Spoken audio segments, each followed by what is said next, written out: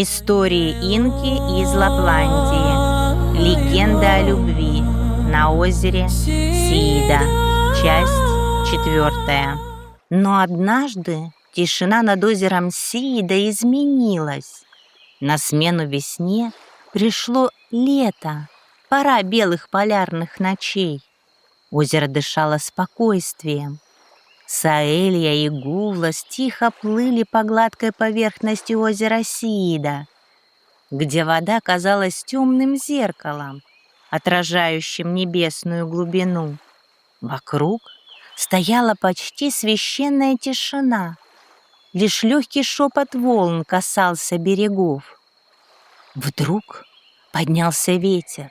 Он стал холодным, глубинным, каким дышат подземные пещеры. Озеро Сиида, которое знало дыхание 3 миров, почувствовало чужое присутствие. Из трещины между мирами появились духи Нижнего мира. В Средний мир они прилетели в обличье черных воронов. Их крылья резали воздух, а хриплые крики наполняли пространство тревогой. Кружась над водой, они опускались все ниже и ниже, как надвигающаяся буря. Они кружили над озером. Воздух вокруг становился тяжелым. Гувлас почувствовал их первым, его крылья дрогнули, он узнал это дыхание, дыхание глубин, дыхание дома. Саэлья тоже почувствовала перемену. Один ворон безмолвно обратился к Гувласу. Его голос звучал так тихо, что его услышали только сердца. Гувлас, сын Суолламадды, дух безмолвия, тебя зовет Нижний мир. Саэлья вздрогнула. Она посмотрела на черного лебедя и впервые увидела его иначе. Не как лебедя, не как таинственного спутника. Она увидела глубину, которая не принадлежала этому миру. Ворон продолжил. Ты забыл, кто ты?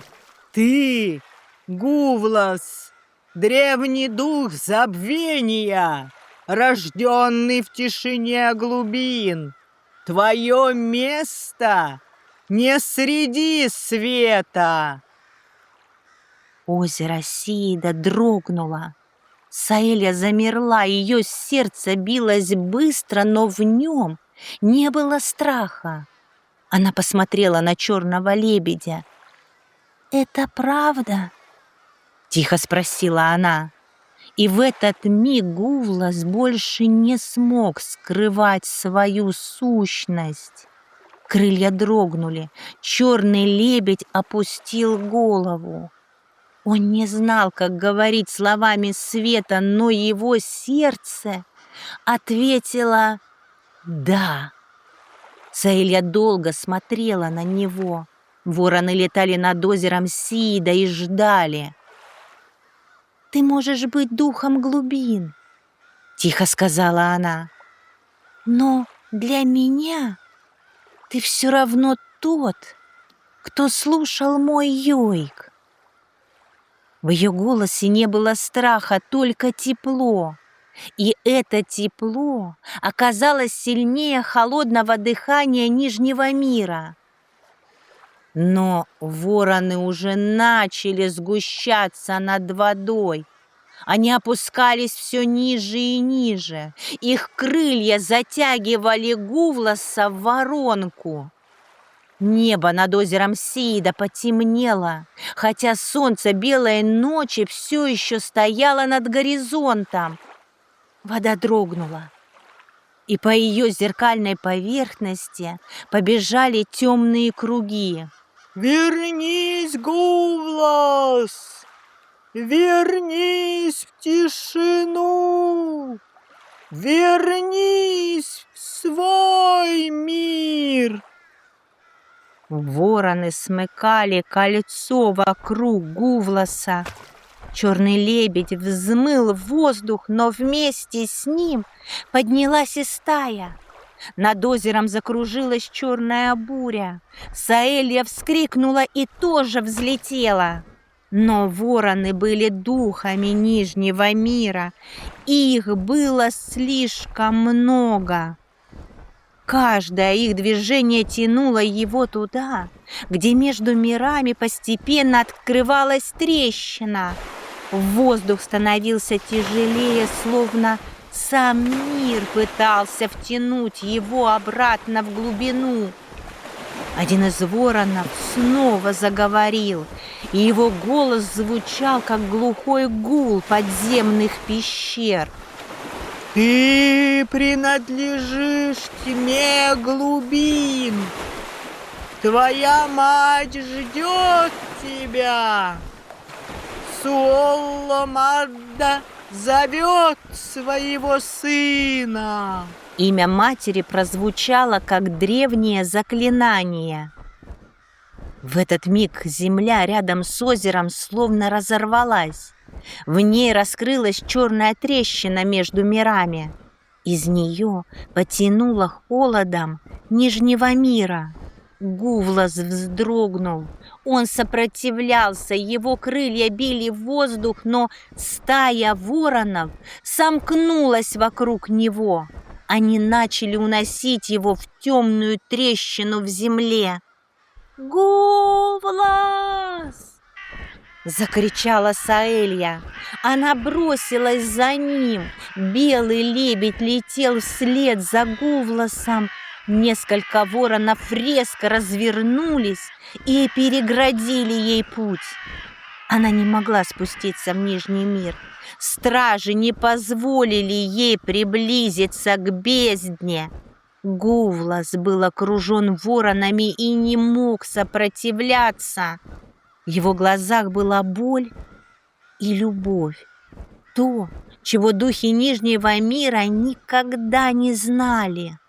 Холод Нижнего мира затягивал его внутрь.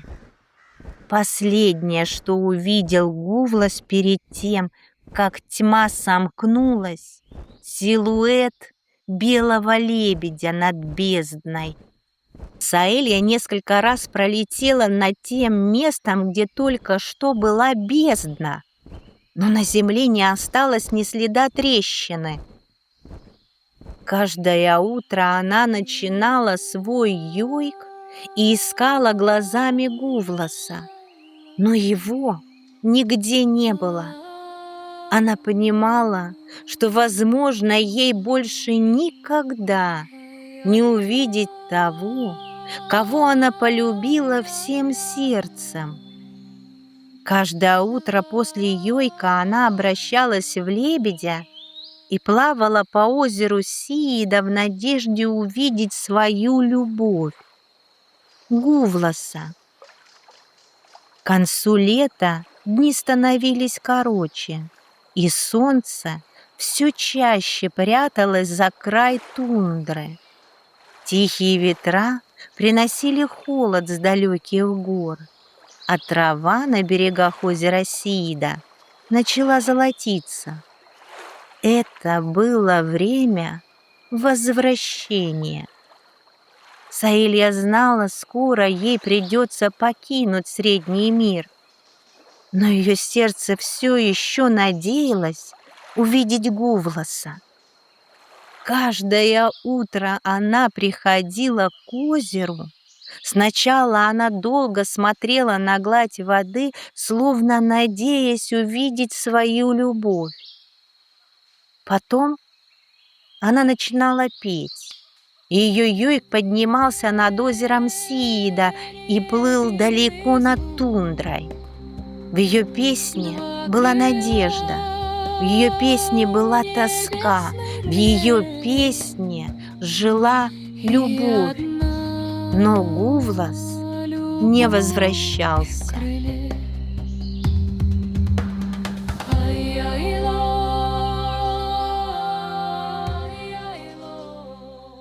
В тот вечер небо над озером стало особенно тихим.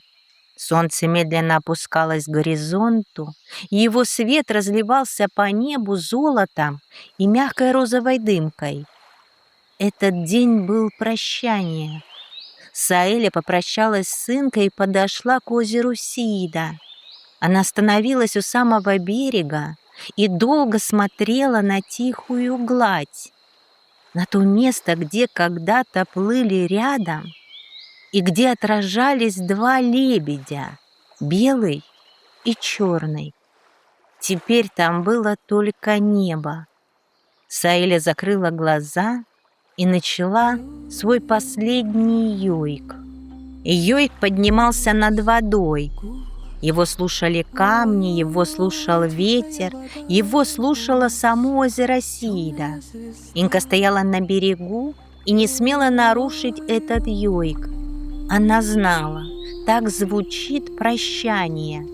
Когда йойк закончился, тишина стала глубже, чем прежде. Саэля медленно подняла голову. Ее глаза еще раз искали в небе черное крыло.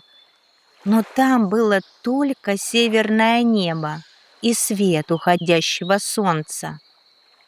Тогда она тихо прошептала: «Прощай, Гулас, моя любовь!»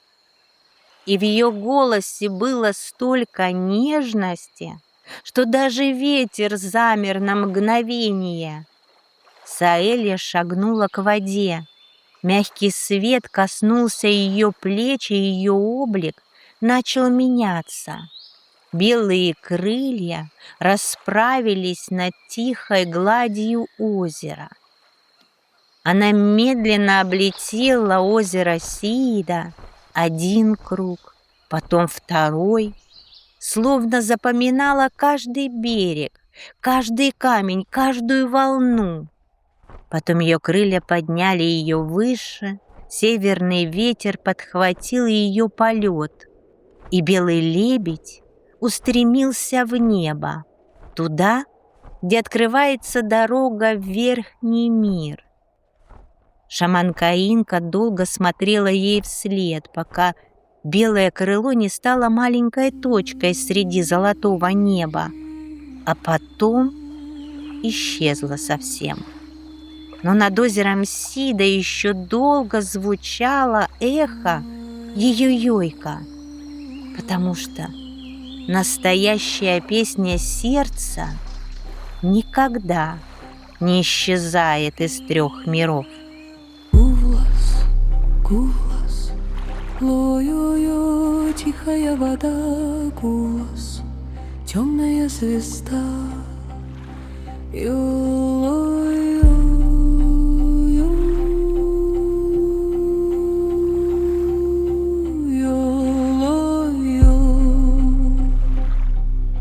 Черное крыло летит далеко, Гулас, Гулас, ночь в твоем сердце живет глубоко. Ло-йо-йо, ветер в пути, йо-ло-йо, где тебя найти?